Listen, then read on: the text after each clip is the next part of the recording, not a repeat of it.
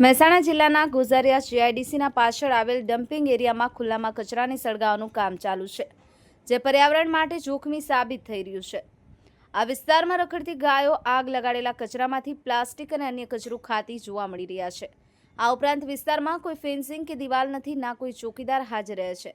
જીઆઈડીસીમાં તમામ પ્રકારની કેમિકલ ફેક્ટરીઓ આવેલી હોવાથી આવા કચરા સળગાવવાના કારણે કોઈ મોટો અકસ્માત બની શકે છે, જેમ કે આગનો વિસ્તાર કે વાયુ પ્રદૂષણ। સ્થાનિક રહેવાસીઓ અને પર્યાવરણ કાર્યકર્તાઓએ આ મુદ્દે ચિંતા વ્યક્ત કરી છે।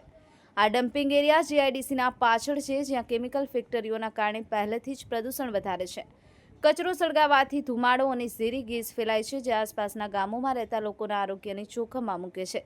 ખાસ કરીને રખડતી પશુઓ, મુખ્યત્વે ગાયો, આ કચરામાંથી પ્લાસ્ટિક બેગ્સ અને અન્ય પ્લાસ્ટિક વસ્તુઓ ખાઈ રહ્યા છે, જે તેમના મોતનું કારણ બની શકે છે। ભારતમાં આવી સમસ્યા વ્યાપક છે, જ્યાં શહેરી વિસ્તારોમાં કચરાના ઢગલાઓમાંથી પ્લાસ્ટિક ખાતી ગાયોના કિસ્સાઓ વારંવાર સામે આવે છે, જેમ કે બેંગલુરુ અને દિલ્હી જેવા શહેરોમાં જોવા મળ્યા છે।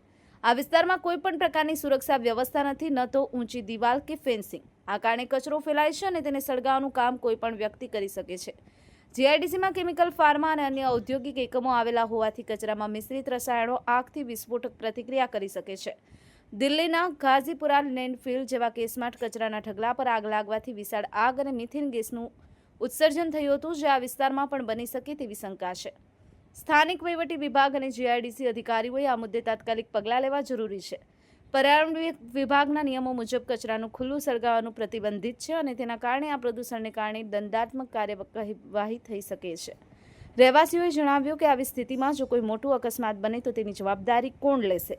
અમારી આરોગ્ય અને પશુઓની સુરક્ષા માટે તાત્કાલિક ઉપાયો જરૂરી છે। બ્યુરો રિપોર્ટ, ચમકતા દેશ ન્યૂઝ, રમેશ સત્યની સાથે।